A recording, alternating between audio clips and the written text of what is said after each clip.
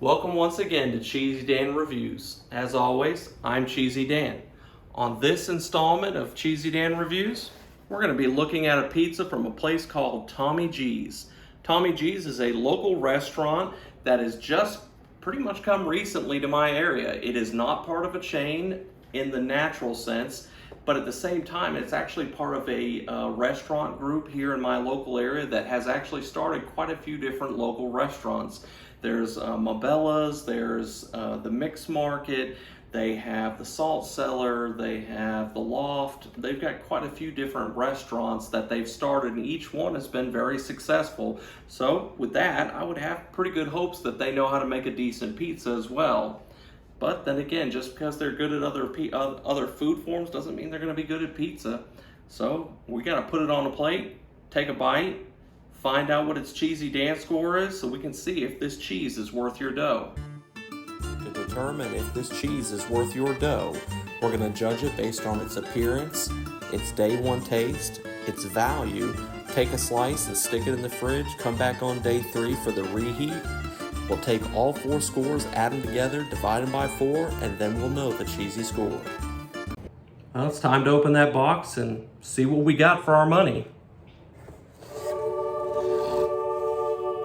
Well, I will say this is a very New York style looking piece of pizza.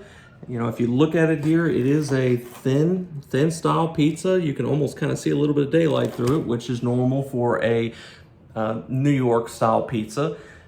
It is a little orange. Unfortunately, that does seem to happen quite often in cheeses. So there's definitely a little bit of grease showing through.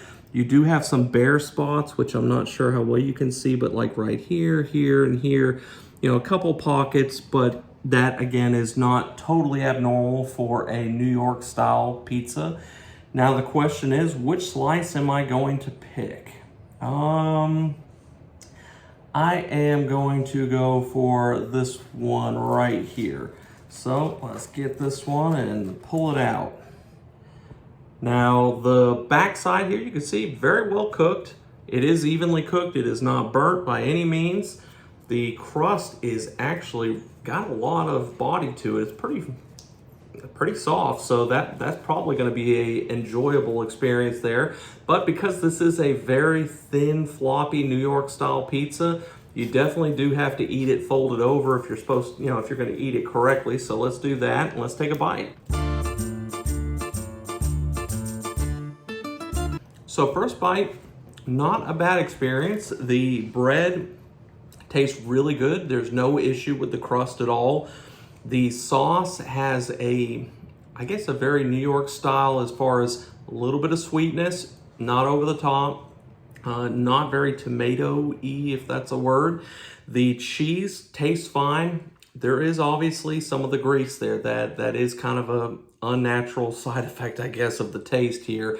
There is definitely some grease you're going to taste to it. I realized kind of in my rush to get to the taste, because I honestly like New York style pizza quite a bit, I kind of skipped over a few gradings. So before we do taste, let me start off with, first of all, value.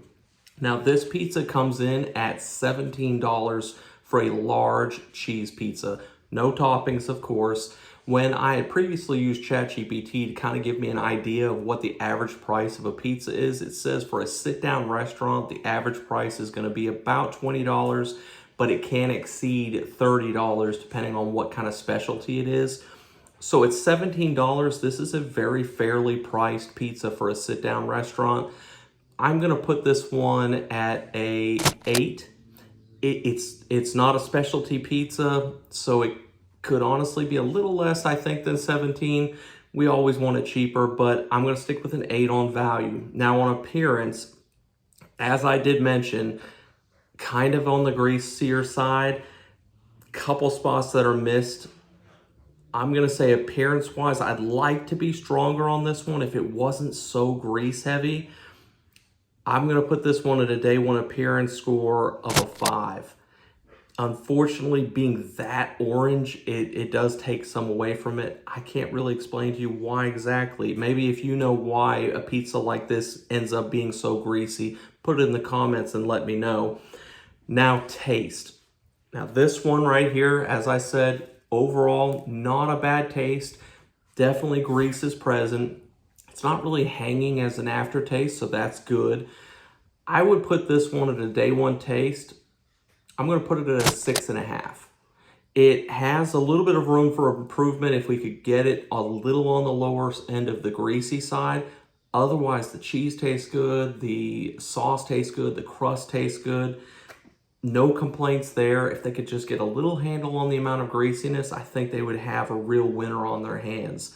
So the only thing we got left to do, we've got to do what we always do. Take a slice, stick it in the fridge. Let's come back on day 3 and get our reheat score. Now I want to try something a little bit different here. So take a look at the pizza. Of course, you've seen I've already taken a slice out of here. Now I'm going to ask you, we're going to start with 1, 2, 3, 4, 5, 6, 7. And you tell me which slice of pizza you think I'm saving for day 3.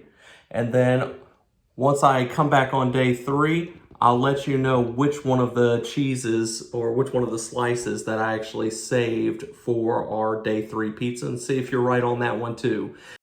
3 days later. All right, now that it's out of the fridge, let's take a look at how it held up. As you can see, the grease is definitely evident on day 3. It is definitely very orange.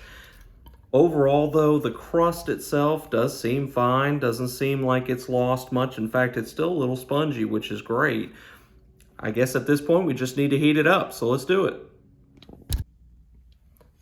Now that it's heated up, let's give it its taste. Now, before I give this pizza a taste, I do want to address what number was it. I told you to pick which cheese slice you thought I was going to take for day 3.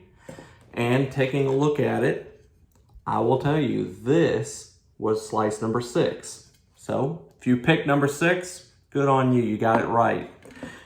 But now that it's got a good chance to heat up, I will say this one reheated very quickly. I think the thinness of the pizza itself plays a part in that. Did not take long at all, but you can definitely see where the grease is showing back up. That's unfortunate, but it is what it is. So let's go ahead and let's take that day 3 taste test. Now for day 3 on the Tommy G's, really not much different than day 1. You don't taste a lot of the pizza sauce, which is pretty normal on a New York style thin cheese pizza, because there's not really much in the way of toppings or any of the ingredients because it's so thinly laid out. But you do get a good taste of the cheese. And as I mentioned before, even though you see the grease pretty obviously, it's not smack you in the face as far as the taste goes. So on day 1, I was able to give this one a 6.5. So for day 3 taste test on the reheat, I'm going to give this one a 6. So with a 6 on the day 3, that brings us to a cheesy score of 6.375. Honestly, pretty good. I would say the only thing that's dinging this one is really the greasiness. If we could have had less greasiness, I could easily have seen this one, maybe finish out closer to a 7.5. So if they'd work on that, we would really be pretty much near the top of the pile. But with that score, that brings Tommy G's to a 12th place finish. Respectable finish. It's above the middle and doing pretty well as far as I'm concerned. I would say it's worth a try. Just be aware of that grease factor. But it didn't even give me an upset stomach like some of the others had, so keep that in mind. It really wasn't as big of a deal as it looks like it should be. But with that score, 6.375, great finish for Tommy G's. If you're in my local area, give them a shot, see what you think.